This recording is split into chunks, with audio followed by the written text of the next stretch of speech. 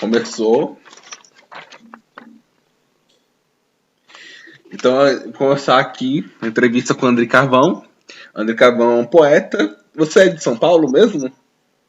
Não, eu moro em São Paulo, assim, eu já morei em 12 casas na minha vida, né? Essa é a 12ª casa que eu moro. Mas, assim, eu nasci em São José do Rio Preto, que é uma cidade do interior de São Paulo, e me mudei para São Paulo com 3 anos de idade. Então, eu não vivi em São José do Rio Preto, né? Eu nasci lá, tenho parentes lá, né? Costumo ir lá às vezes, ultimamente bem difícil, mas eu ia mais. E morei em Taubaté, morei em vários bairros de São Paulo, mas eu sou do interior. Entendi. Então, como a gente fez antes, só que não acabou dando certo, você pode Não, falar. agora vai dar certo. Agora tá dando certo. Deu certo. O Rafael vai dar certo com você. É, conta um pouco da sua trajetória, como você começou a escrever, assim. Pode falar um pouco da sua vida mesmo, assim, sabe? Os aspectos gerais. Certo. Eu comecei a escrever. Então, assim, eu comecei a me interessar por literatura, eu tinha uns 13 anos. Na, é, Quando meus pais se separaram, em 89, eu morava em Taubaté, e a gente veio para São Paulo. Morei na casa dos meus avós maternos, com a minha mãe e meu irmão. E aí tinha 2 tios que eram jovens ainda, e ainda solteiros, né? Moravam lá na casa dos meus avós. Então eram 2 quartos. Então era um quarto que ficava eu, minha mãe e meu irmão, e o outro quarto que ficavam esses meus 2 tios mais jovens. E um ator e o outro músico. Tudo artista. E aí no Tudo, quarto, cara, o quarto deles era só assim livros, revistas. A tudo gente pela Búdia. brincava, é o lugar de todos os livros, todas as revistas, todos os discos, sabe? Meu, aí, aí eles me influenciaram, assim. Assim, tinha uma coleção da Abril, da editora Abril, de livros, aqueles livros capa dura da Abril, do final dos anos 70, né?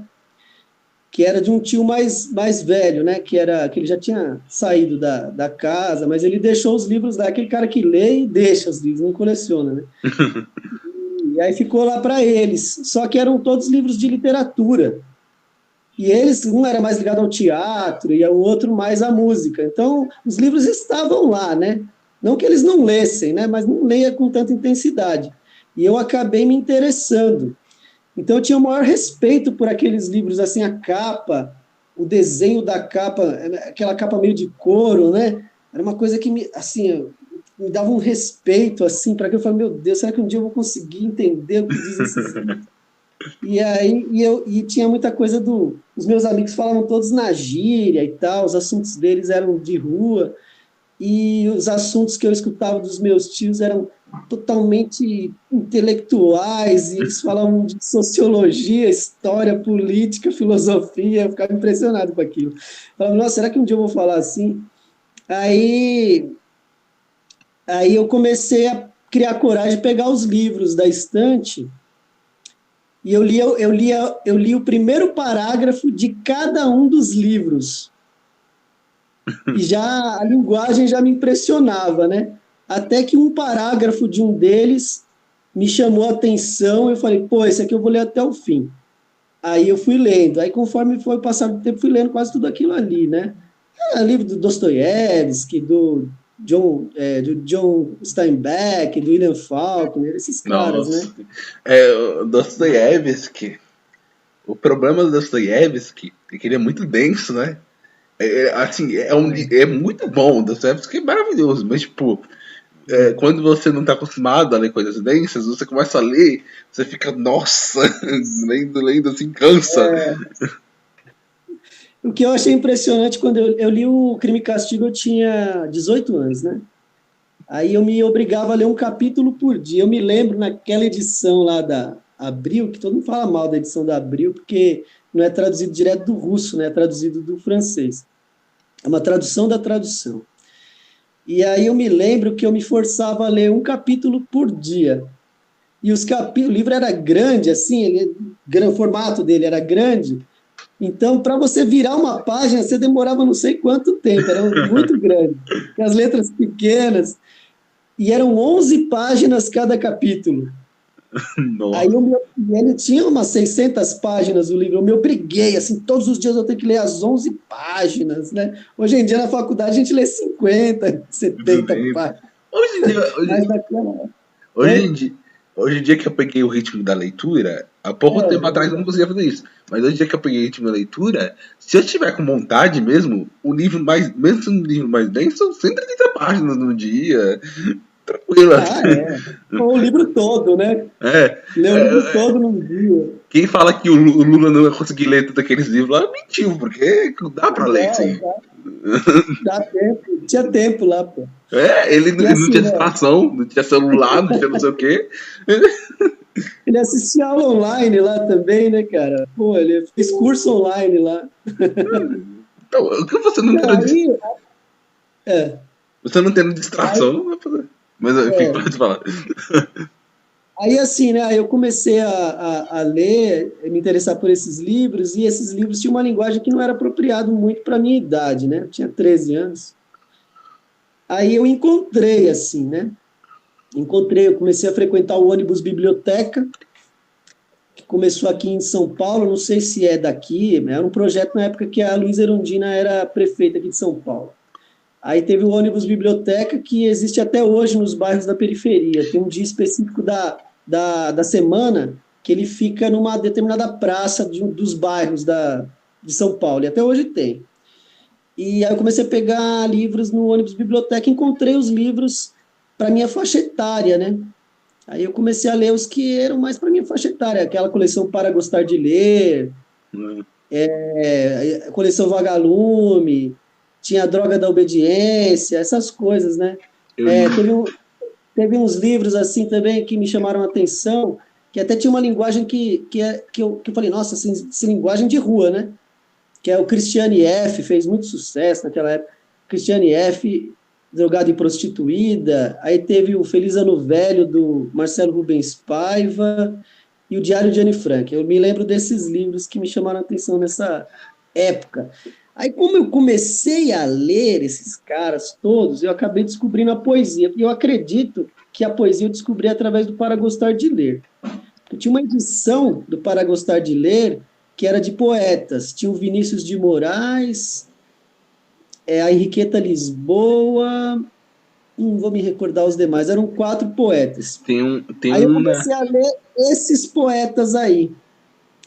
Aí eu comecei a me interessar por poesia. Eu falei, eu acho que eu vou começar a escrever. Eu comecei a escrever por conta dessas leituras.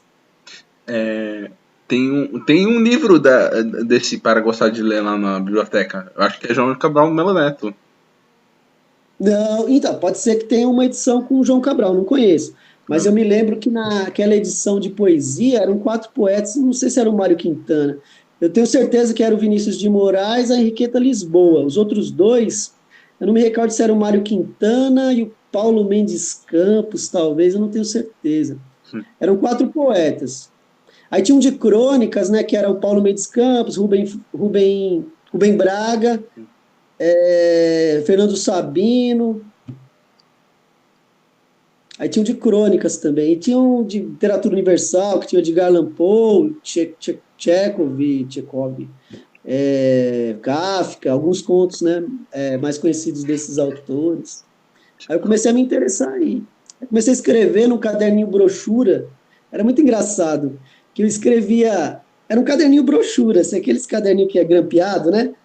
Aí eu escrevia a lápis os primeiros versos, ali rascunhando os primeiros versos. E aí quando eu ia reler, eu tinha escrito algumas páginas, vários versos e tal. Aí eu relia em outros dias, aí ia corrigindo. Aí eu corrigia a caneta azul em cima, né? Aí O que eu ficava. tinha escrito a lápis, eu corrigia a caneta azul. Aí passava um tempo, eu tinha já escrito mais outros poemas, aí eu corrigia a caneta vermelha em cima da caneta azul. Então ficava o lápis, a caneta azul, a caneta vermelha, aí depois a caneta verde, aí depois nem eu mais entendia mais nada que estava escrito ali. Como, Até que finalmente, para concluir aqui, até que finalmente chegou Uma tia que dá aula de literatura.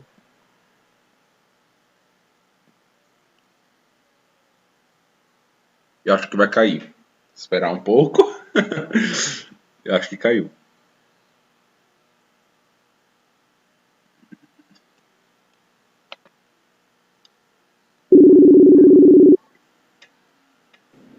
Caiu, né? Caiu. Mas vamos continuar como nada tivesse acontecido. Aí foi legal. Aí assim, né? Até então eu escrevia nesse caderninho e eu não entendia mais na minha letra é um garrancho, né? Desde essa época a minha letra já é um garrancho. Aí chegou a minha tia, é uma tia minha que dá aula de literatura em escola pública, e aí ela me deu acho que chegou o computador para ela na casa dela lá, né? Aí ela me deu a máquina de escrever, uma Remington. Eu cheguei a fazer curso de datilografia. Tá falando a sua idade aí. Lógico. Aí eu datilografava os poemas. Então eu já escrevia no caderninho, mas já datilografava. Então, aí o processo de escrever aquilo, datilografar, puxar o papel e olhar, e tinha erro. Aí escrevi em cima, coitados dos autores daquela época. Aí escrevi em cima, vou datilografar de novo. Você datilografava a mesma coisa dezenas de vezes. Hoje em dia no computador você só Apaga. recortar, copiar, Às colar, vezes corrige sozinho. apagar, Ctrl+C, Ctrl+V, nossa. E lá na máquina era um inferno. Aí eu Eu, comecei assim. como eu nasci na época já de computador, né? Computador branco, grande, né? Mas computador. Eu escrevia em computador desde pequeno, porque meu pai era corretor de seguros, ele sempre trabalhou com computador a partir dos anos 2000, né? Que a seguradora até dava computadores para eles trabalharem, né? E eu pegava assim, mãe, hoje eu vou escrever. Eu chegava no computador e escrevia 50 páginas, assim, num dia só. Mas era uma história, mas era uma historinha boba, assim, sabe? Tipo, baseado em Atu, assim, coisas que que eu te via na TV, assim, mas eu era. Mas é um exercício de escrita, né? É um É, exercício de escrita. não, tanto que essa época me apurou bastante pra hoje em dia, assim, tanto que eu sei escrever, eu tenho mais senso crítico na hora de escrever. Né? Já comecei tendo bastante exercício, né? Então, o que me ensinou a escrever foi justamente copiar as coisas que eu via. E aí depois, a poesia eu só descobri com 12 anos por aí adolescências, assim, não vou continuar falando de você. Você falou disso de copiar, né? Né? E na primeira tentativa eu tinha dito isso. Na É. primeira tentativa da entrevista. Você me lembrou. É assim, a gente meio que elege um cânone pessoal de poetas, né? E são esses poetas que a gente começa a emular, a copiar, né? E eu me lembro nessa época que os poetas que eu copiava, assim, copiar no sentido de copiar literalmente. Eu copiava os poemas dele no caderno e depois imitava aqueles poemas, né? Em produção autoral. Que era o Drummond, Manuel Bandeira. O que me impressionou no Bandeira foi a fase dele modernista, né? Aquela coloquialidade e tal, Eu gosto e muito as questões do cotidiano, né? Coisas do cotidiano. Então, Drummond, principalmente o livro A Rosa do Povo, que tem toda uma carga mais política, né? Sobre a Segunda Guerra Mundial e a Era Vargas, ali, acho que é da Era Vargas. E assim, Segunda Guerra Mundial, a Rosa do Povo. a Rosa do Povo. Então, era a Bandeira, o Drummond, o Paulo Leminski e o Arnaldo Antunes. Eram esses os poetas que eu copiava, cara. E o Arnaldo Antunes tinha um livro dele, eu tenho até hoje esse livro, chama Tudos. Tudo, eu Eu li acho esse livro. fantástico, É cara. bom Fantástico. mesmo. Muito bom. Já leu Psia? Psia é bom. Li, precisa. Mas o Tu chamou muita atenção. Então, agora vamos começar as perguntas, né, de verdade. Foi a introdução. É. O poeta tem a obrigação de ser político ou ele é intrinsecamente político? Eu nem vou dizer para você que ele tem obrigação, porque assim, o ser humano ele é um animal político, né?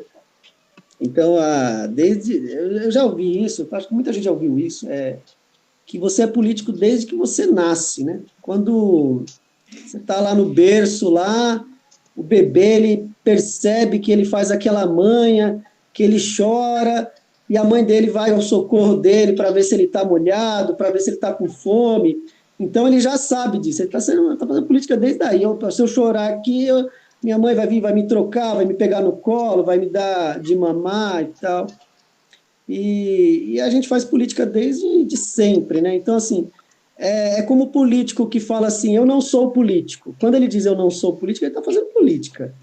Porque assim, vota em mim porque eu não sou política. E assim, o artista que nega a política, negar a política é uma forma de fazer política também. Não tem como não ter questões políticas, não tem como o mundo influenciar na sua escrita, a cultura, a história, o momento político que você vive. Por mais que você fale, o momento político, mas eu vou escrever sobre as florestas. O único. Duvido que não vai ter nada ali político no fato de você eleger, por exemplo, vou falar sobre a natureza. Eu duvido que não vai ter nada ali de política. Até o fato de você escolher o tema já é uma questão política, né? Vou falar sobre o amor. Num tempo de ódio, eu vou falar sobre o amor. Você está sendo político.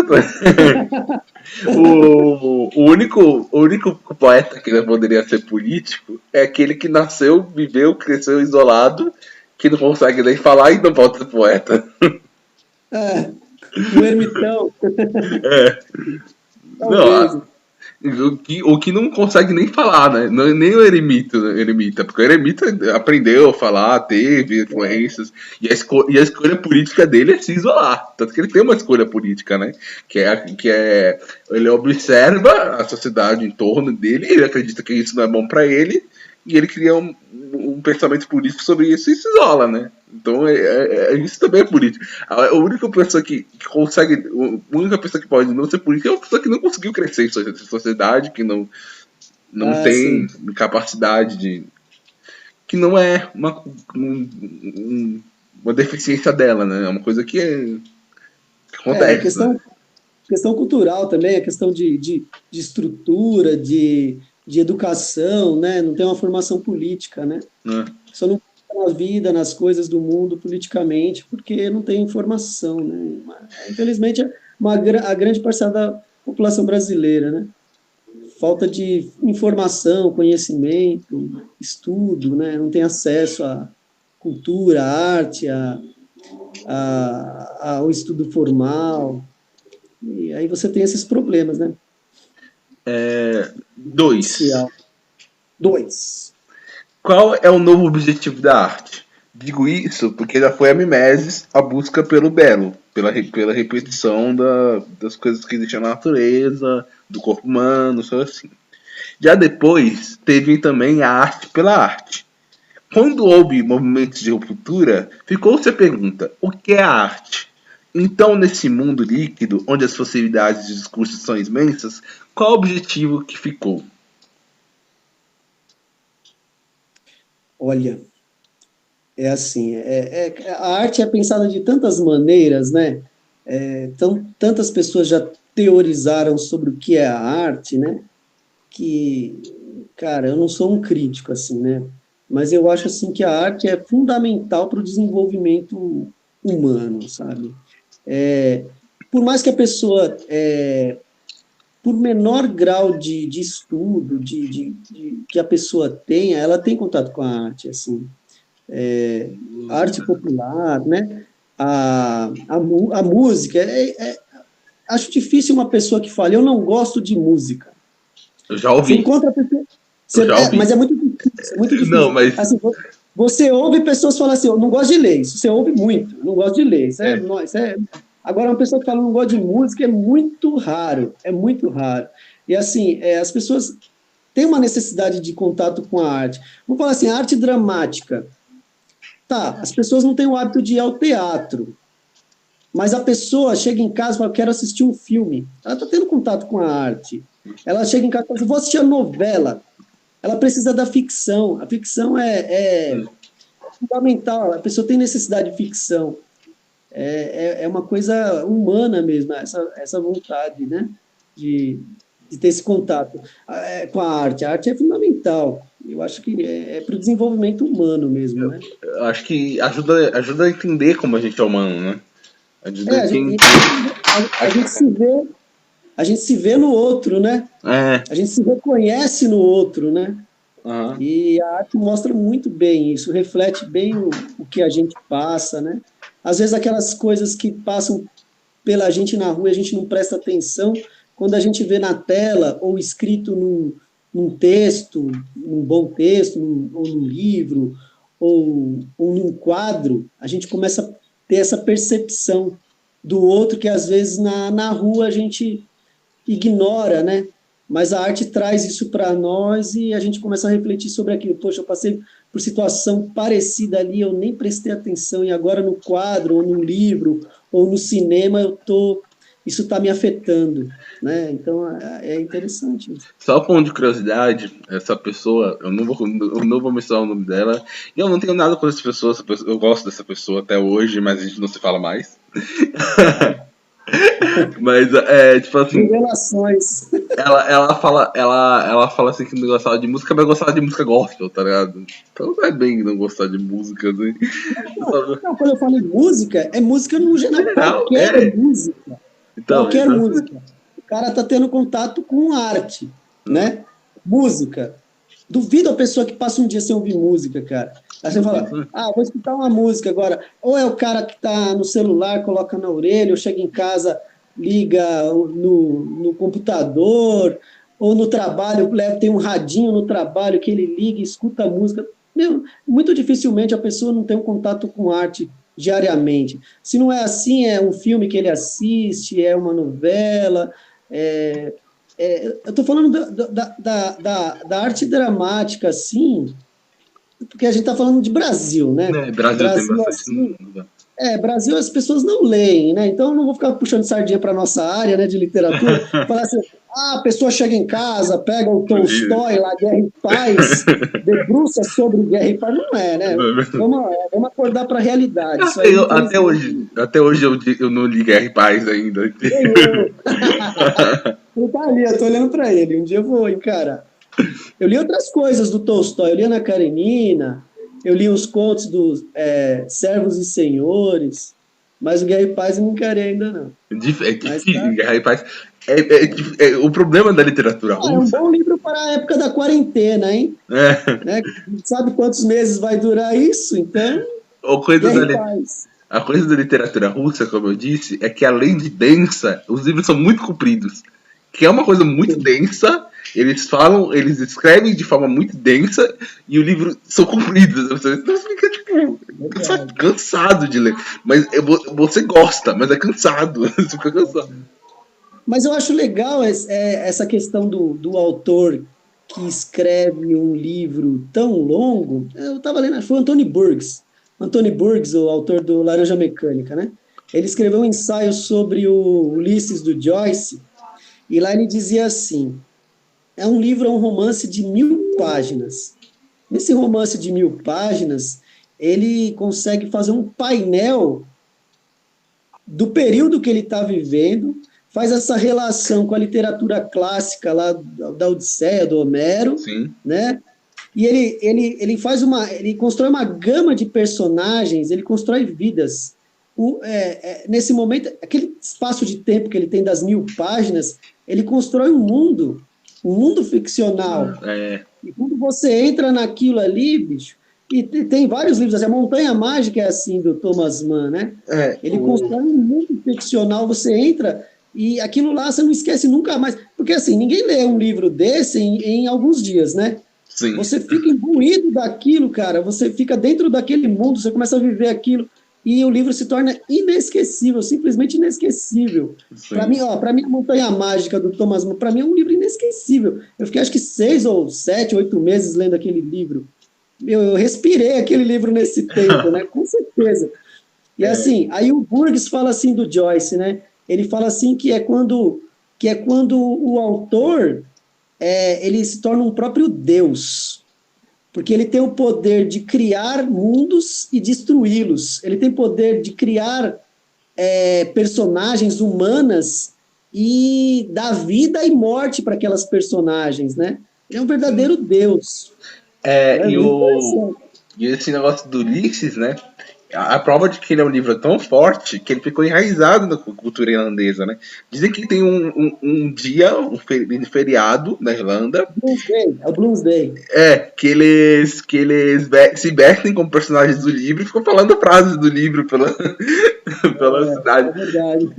Eu acho isso muito bacana. Imagina se tivesse com o Machado de Assis, tipo um vestido de mentinho e outro de carquinhos bobas. Ia ser bacana. É que a Irlanda é um país mais voltado para a literatura, né? Lá você tem o Beckett, tem o Joyce, tem o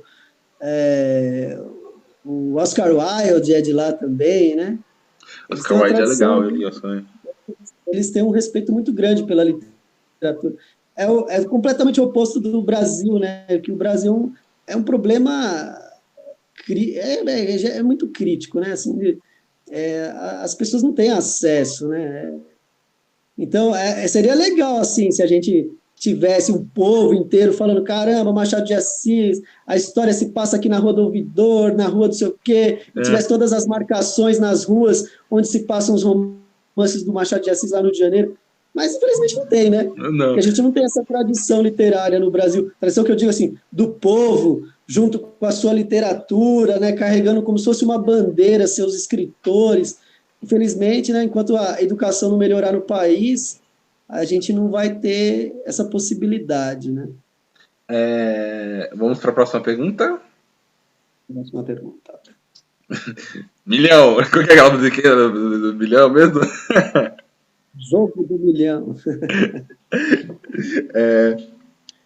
3. Os humilhados serão exaltados. Jogo do humilhado. Os humilhados serão exaltados. Então, essa é a pergunta que eu falei da última vez que a gente tentou gravar como uma pergunta, chamei de pergunta idiota, né? Por que ser um poeta alternativo? Não era mais fácil se adequar ao mercado?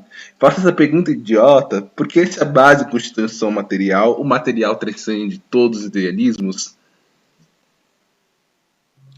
Você fala um poeta alternativo ou um escritor alternativo? Você falou poeta alternativo? Pode ser um escritor alternativo, poeta alternativo. Mas tá escrito o que aí? Poeta alternativo. Melhor ainda.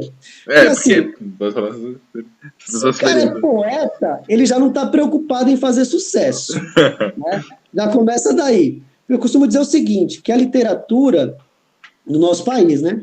A literatura, ela tem um público muito pequeno, um público muito restrito no Brasil, pelo menos no Brasil. Vamos responder pelo Brasil. É um público muito restrito.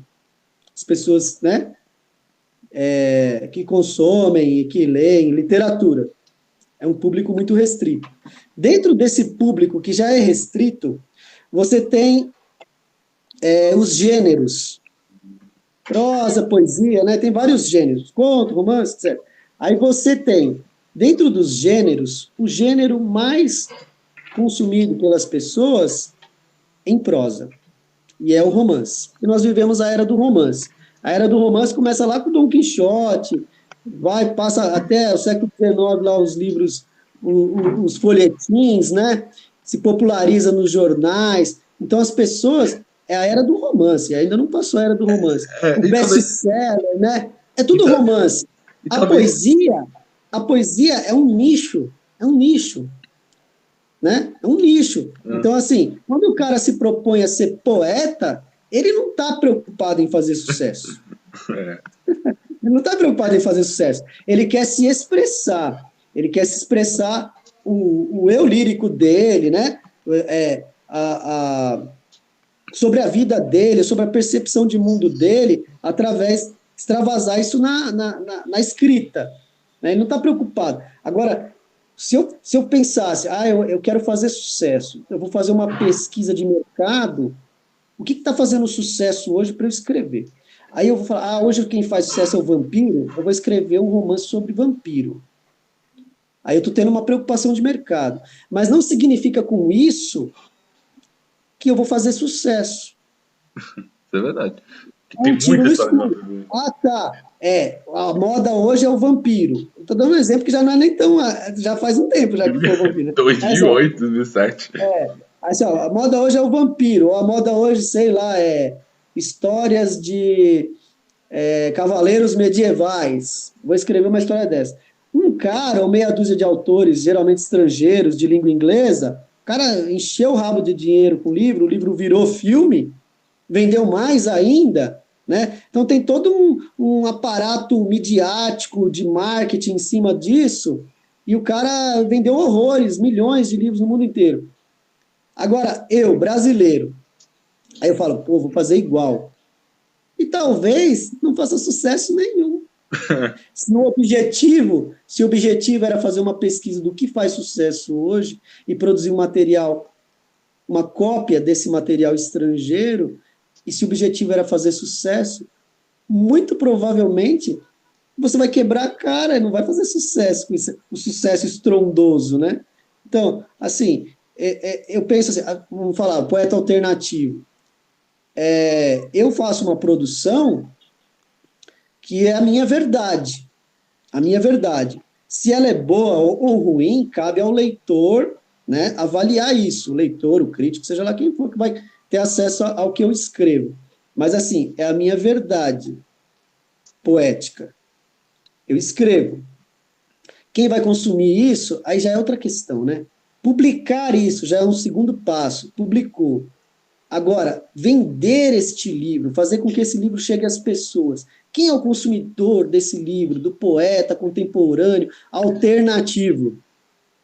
Existe um mercado, para tudo existe um mercado. Ele é um nicho de mercado, é um público muito pequeno. Tanto é que os poetas alternativos, quando lançam seus livros, as tiragens são pequenas. As tiragens são de milhões de cópias. São tiragens de 100 exemplares. 50, 200 exemplares. Se você tem 100, 200 leitores, eu já fico muito feliz, cara. Eu também porque assim, eu fico muito feliz. Porque quem eu sou? Como é que a colega fala lá? Quem eu sou na fila do pão, né? Eu sou um poeta alternativo. Até então, até ontem, eu escrevia para mim mesmo e ficava tudo na minha gaveta, né? Ou no arquivo do computador. Ele conseguiu chegar a virar um livro, né? Um livro físico. E a possibilidade de que esse livro se espalhasse, né? Então, pô, saber que tem um cara no Rio de Janeiro que leu meu livro e gostou, um cara em Brasília que leu meu livro e gostou, um cara na Bahia, um cara no Rio Grande do Sul, é um livro só em cada estado praticamente, vamos dizer assim, né? É um livro aqui, outro ali, é um lá no Espírito Santo, é um em Minas, 2 aqui, 3 ali. Eu já fico muito feliz, entendeu? Assim, eu não tenho pretensões assim, nossa, a minha poesia vai chegar em Hollywood. Eles vão fazer a história da minha vida, um filme, vai catar um ator, tipo Keanu Reeves, que vai fazer meu papel, né? Eu não penso nada disso. Mas assim, eu tô viajando aqui. Mas assim, se você se propõe a escrever artisticamente, vamos dizer assim, algo verdadeiro, puro, seu, com uma linguagem própria, buscando a sua voz, com essa preocupação literária, então você não está preocupado com o mercado, né? Não, e aí qualquer hora alguém vai acabar se identificando também. Alguém vai acabar... Assim, porque é humano, né? Então, assim, tudo que você escrever que é o cara parado no ponto de ônibus às 5 horas da manhã. Porra, quantas pessoas vão se identificar com isso, né? O cara parado, fumando um cigarro e tá chovendo no ponto de ônibus às 5 horas da manhã. Se eu escrever isso, eu tenho certeza, cara, que centenas de pessoas vão se identificar com isso. É verdade? Então, assim, porque é humano, né? É humano e é verdadeiro. É humano e é verdadeiro, né? Então, eu penso dessa forma. O que eu falar? Sim. Eu acho que nem era do romance a gente mais. Acho que a gente não era do falso teórico. Aqueles livros de coaching, aqueles livros do Olavo de Carvalho. Não, mas isso é passageiro. Isso é passageiro. Eu estou falando de uma coisa mais Coisa ampla, ampla. Ah, assim, sim, de verdade. nível amplo, assim. Então a gente vive no geral, assim, não só colocando o Brasil, mas não só o Brasil, em mundo inteiro, assim. Ah, sim. Você vive a era do romance. O que é mais consumido no mundo é o romance, cara. É a ficção em prosa, né, do romance, não a poesia. A poesia, ela teve um momento dela lá na Idade Média, né, lá os trovadores, é, poesia clássica lá na época da épica, lírica grega, em lugares específicos. Mas na França tem períodos que a poesia, no final do século XIX, a poesia, né? Você tem o Baudelaire, Rimbaud, esses caras todos, simbolismo. Aí dizem que na Rússia se lê muito poesia, não sei se é verdade, mas se diz que lá consome muita poesia na Rússia, que um poeta, por exemplo, eu não lembro o nome dele, nome de russo é tão complicado, Evtuchenko, um negócio assim. Tem um poeta que esse cara lotou um estádio de futebol. As pessoas foram no estádio para escutar o cara recitar os poemas gigantes dele lá, né? E, mas no geral, assim, no mundo, a gente vive a era do romance mesmo. Não, Você sim. achar que você achar que assim, que um livro de poesia você vai virar uma sensação assim de socialites correr e te rasgar na rua e Só, todo mundo, só o poeta ali, não, esquece, só sendo cara, barulho besta, só. isso aí não Infelizmente. existe. Porque ele é um poeta midiático, né? O cara da Rede Globo, né? O poeta da Rede Globo. Aí É, é diferente. Aí é eu, diferente. eu falo que a estética. Eu não julgo o Braulio Brescia. Ele me parece ser uma pessoa legal, até assim. Mas, tipo. Mas o tipo de arte, pra mim, é igual o tipo de arte do Homero Brito, que é o mostrar o sorriso de dente de ouro pros Olha ricos. aí, tá vendo? Eu até acho que já falei sobre isso. Eu acho que o cara ideal para ilustrar os livros do Bessa é o Romero Brito. Fica a dica. mas enfim. Então, eu espero que passe logo mesmo esse negócio de coaching e de Olavo de Carvalho, porque tá um porre. É difícil, né, cara? Mas enfim, vou pegar as perguntas. Como você, poeta, é afetado pelo espaço? Ah, sim, eu me lembro que você fez essa pergunta. Ah, eu acredito que sim.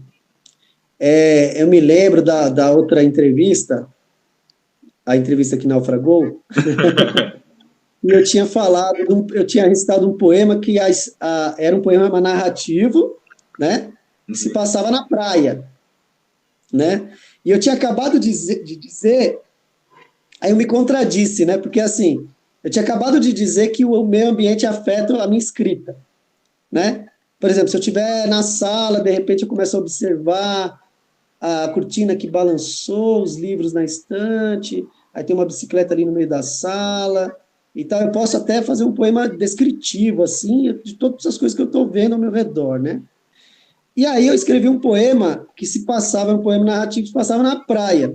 Só que eu não escrevi na praia, eu escrevi em casa. Eu não moro na praia, eu não moro na praia. E eu escrevi em casa, mas eu estava na minha casa, mas a minha alma, vamos dizer assim, se é que eu posso dizer assim, o meu eu lírico, ele estava na praia, né? Então, é claro que eu já tive experiência de praia, eu sei como é a praia. Então, eu trouxe de volta a memória afetiva que eu tenho da praia e fiz um poema descritivo. Mas você tem razão, o ambiente afeta na escrita. Já escreve muito em movimento, né? Eu escrevo muito em movimento, às vezes eu estou andando, eu escrevo em movimento. Eu escrevo dentro do ônibus, eu escrevo numa fila de banco, e esse ambiente, às vezes eu estou procurando uma palavra, uma pessoa passa, está numa fila de banco, vai, uma pessoa passa e uma frase dela entra no meu poema. A pessoa está conversando lá e uma frase dela eu capto aquilo, falo, nossa, que coisa, a pessoa nunca vai escrever isso, né? e acaba sendo atribuído a mim aquele verso, aquela frase, dita por uma pessoa de passagem na rua, um desconhecido, né? Então é o meio ambiente afetando na escrita, creio. Eu acredito sim nisso. Mas é tanto verdade assim, né, que eu sou, por exemplo, eu sou incapaz de descrever o mercado na China. Eu não faço a mínima ideia como deve ser o mercado na China.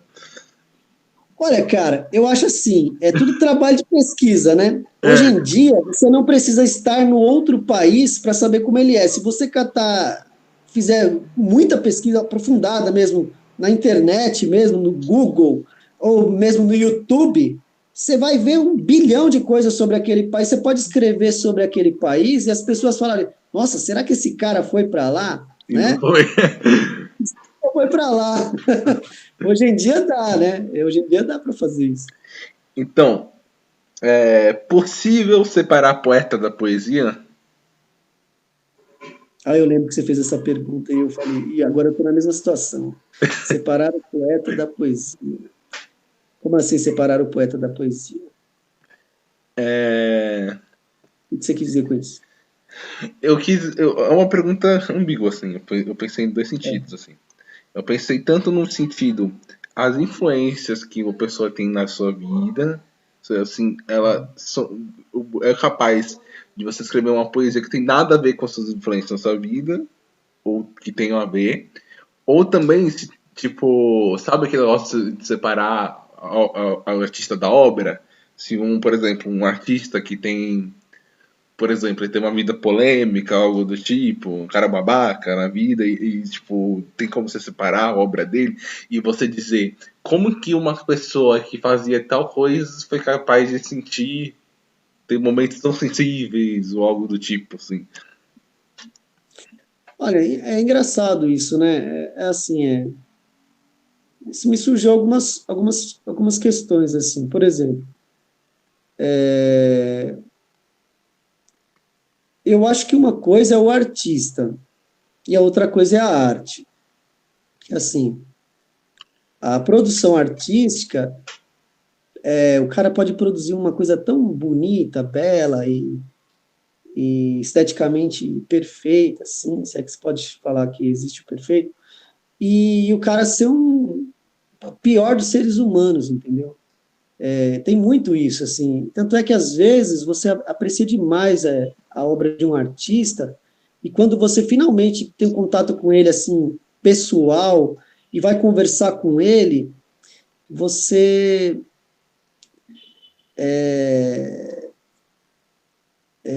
você tem contato com o humano, né?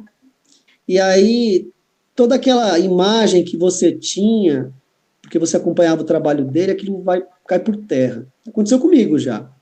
E, assim, apreciar demais a obra de um determinado artista, e no dia que eu conheci o artista, daquele dia em diante eu passei a odiar, assim. Então, assim, eu fiquei alguns anos sem ler esse cara. É uma bobagem, né? Então, você tem que ter esse distanciamento crítico, assim. Pô, todas as pessoas têm problemas, cara. Pode ser que também no dia que ele falou comigo ele não estava num bom dia, É, né? Ou pode ser que realmente ele seja uma pessoa babaca. babaca, horrível. Mas quando ele senta para produzir, ele produz coisas belíssimas, né?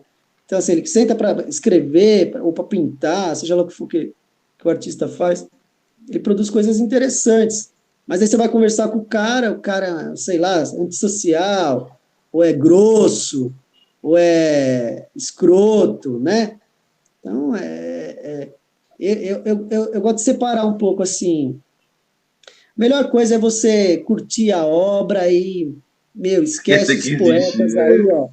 Esquece os poetas, meu, que você só tem decepção, cara. Tanto que, Só tem decepção. tanto Quando que, você conhece o cara pessoalmente ali, você fala, nossa, eu gostei tanto do livro desse cara, mas esse cara é um saco, velho. É um ó, nojo esse cara. olha só, uma prova pra suspeitar da gente, que a gente escreveu um livro junto, eu, Andri, mais outro pessoal, e a gente não colocou poema de autoria de ninguém, que é justamente pra não ficar com essa, com essa decepção.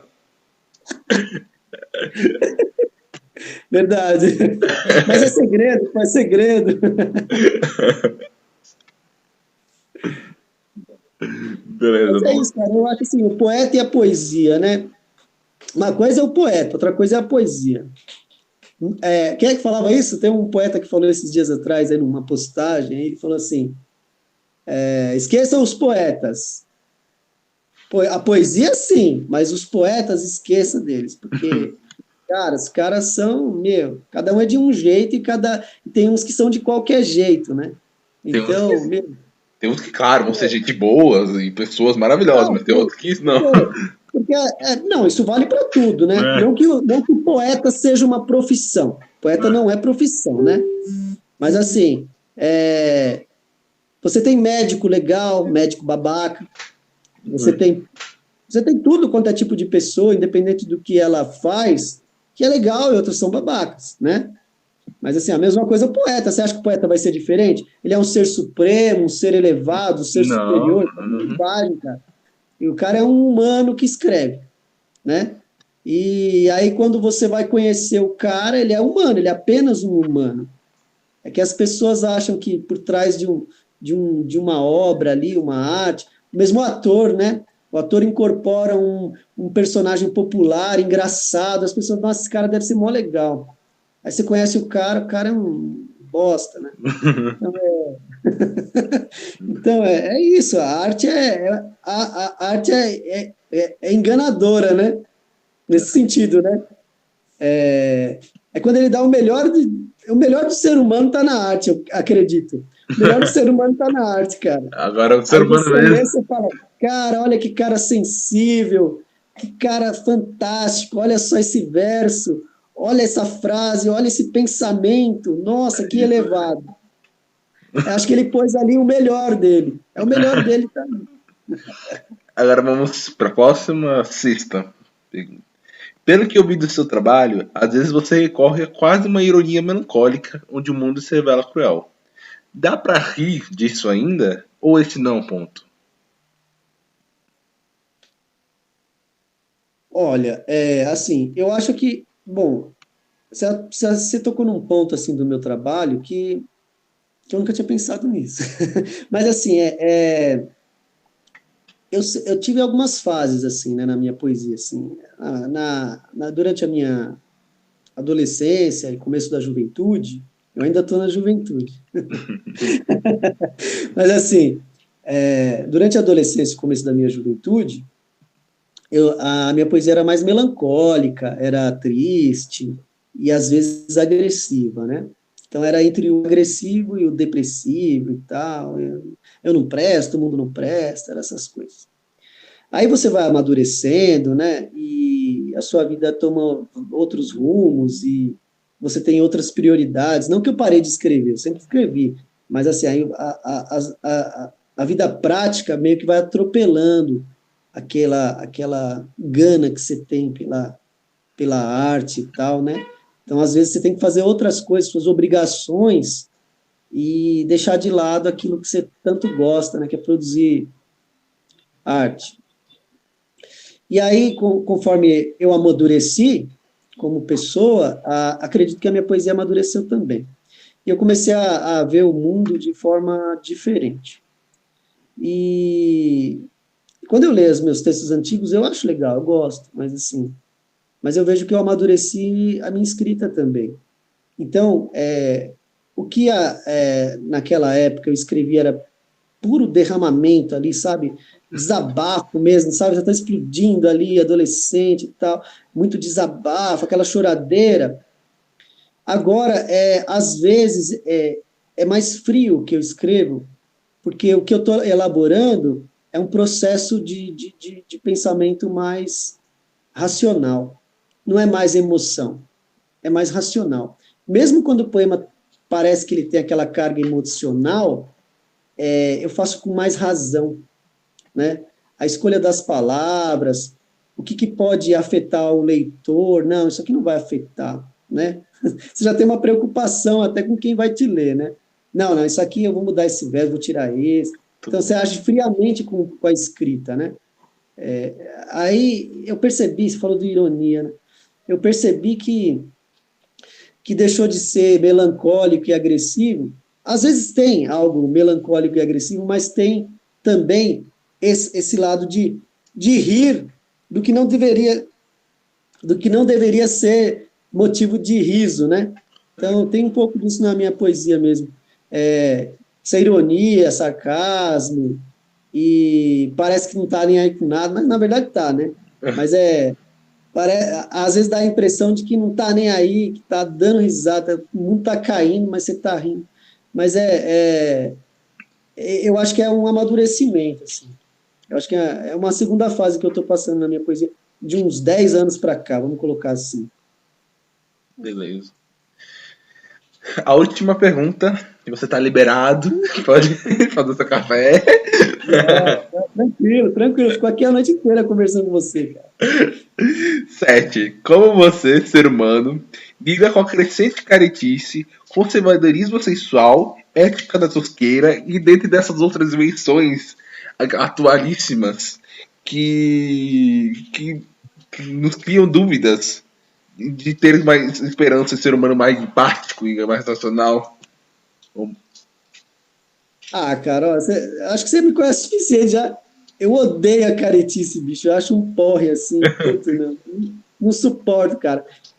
Aí eu fico pensando, às vezes, falando, como é que pode a pessoa ser conservadora, né, velho? É tão mais legal ser libertário, cara, né? O cara ser conservador, bicho, é tão mais legal ser libertário, né? Ter mais abertura para conhecer as coisas, para respeitar o outro, saber que todo mundo é diferente e até ter o interesse de saber, mas, cara, isso eu não conhecia, deixa eu saber do que se trata. Parece que o que é diferente do cara, sei lá, conservador, parece que ele quer destruir o que é diferente, né? Ele quer que não exista o que é diferente. Então, ele quer um mundo uniformizado, tudo igual, né? Então, acho um porre isso, cara. Acho um absurdo.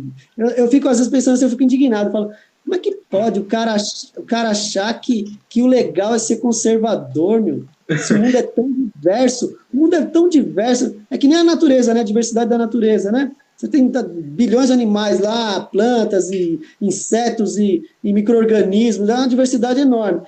A fauna humana também é uma diversidade enorme, cara. Você tem branco, amarelo, extraterrestre, você tem gente que voa, gente que nada, você tem gente de tudo, cara. Aí o cara quer eliminar quem é diferente dele. O cara legal é o cara que é igual a mim. Eu já acho que é o contrário. Eu acho assim, quanto mais diferente de mim, mais interessante vai ser. Porque eu tenho coisas a aprender. Porque se todo mundo for igual a mim, cara, não tenho nada a aprender. Né? Agora, eu tenho mais a aprender com quem é diferente, o outro que é diferente de mim. Que ele tem uma experiência nova para passar para mim. E o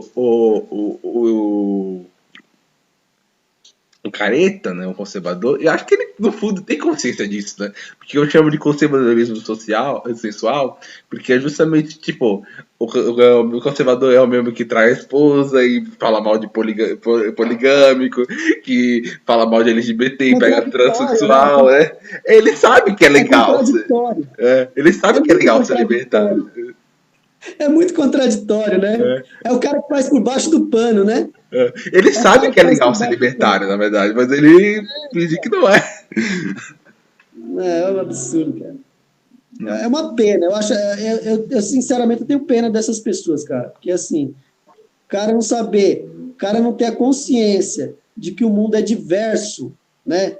E que o mundo é diverso, e que ele só tem a aprender e observando que existem várias crenças, várias etnias, várias formas de pensar, várias formas de vida nesse planeta, né? E o cara achar que deve eliminar aquele que é diferente, né? Que o cara que tem um pensamento materialista, assim, né? Não, peraí, o que importa é o capital, né? Então vamos, peraí, a gente precisa destruir toda essa floresta para a gente colocar gado.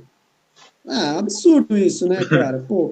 Eu sei lá, sinceramente, cara, eu não sei como é que as pessoas acham que esse planeta vai sobreviver com um pensamento desse. Eu não sei. Eu não sei. E outra, se o cara destruir o planeta, ele está destruindo o ambiente de vida dele, está destruindo a sua própria vida. É assim, o homem é o único animal que destrói o próprio ambiente. E outra, que destrói o outro da mesma espécie dele, né? Assim, é engraçado. Os animais, eles são predadores, mas é aquela cadeia alimentar, né? Mais forte, Muito come raro mais fraco e canibalismo. tal. É uma cadeia. Agora aqui não, cara. É o ser humano, ele mata o seu semelhante, da própria espécie. Sem nenhum motivo. Sem motivo. Às vezes sem motivo nenhum. E assim, eu não sei qual motivo teria para fazer isso, né? Na Não. verdade, não existe motivo, assim, que fala assim, ah, mas teve um motivo, realmente, ele teve um motivo para matar o outro, né? Eu acho assim, o único motivo plausível é em defesa própria. Mas o O outro não tinha cara vai te motivo, né? matar, É, o cara vai te matar e você se defende e acaba matando o cara. é. Porque, de resto, eu não vejo motivo, assim, sabe? Assim, o cara pisou no seu pé, o cara tá te dando um tiro. É um absurdo. É assim, e esse é o pensamento do conservador, né? Eliminar o outro, né? Sim. Eliminar o outro, a questão dos espaços, né? Por exemplo, em frente de banco, na frente de banco, o morador de rua dorme ali. Aí o cara coloca um monte de estaca, assim, que é pro cara não dormir ali. Você entendeu? É um absurdo, né, meu? É tipo Porque, assim, o ideal é que ele conseguisse ter uma casa, né? Mas já que não tem, deixa ele ali, exatamente. pô. É que nem agora, todo mundo na quarentena falando assim, ó, fica em casa. Aí você vê algumas fotos dos moradores de rua, né?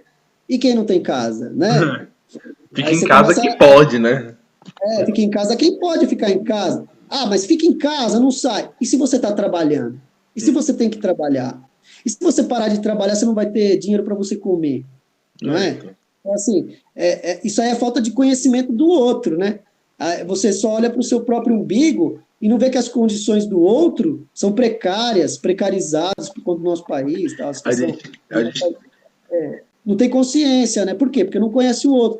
E assim, geralmente os conservadores, eles querem eliminar essas pessoas, né? Eles querem eliminar. Essas pessoas estão atrapalhando o processo do capitalismo, né? O civilizatório, capitalismo tem que civilizatório. funcionar, a ordem tem que funcionar. E para funcionar é a lei da selva, né? Quem não, quem não se adequa ao capital deve ser eliminado. Então, esse é o pensamento do conservador, né? É. Eu acho um absurdo. Acho um absurdo. Então, já chegou ao fim a entrevista. Muito obrigado, Andri. Ô, cara, E eu que agradeço aí e eu torço aí pelo seu canal aí, cada vez mais entrevistas aí, assisti a do Rafael, ficou muito legal e eu espero que você traga mais poetas aí contemporâneos e na juventude, na flor da juventude, assim que nem eu,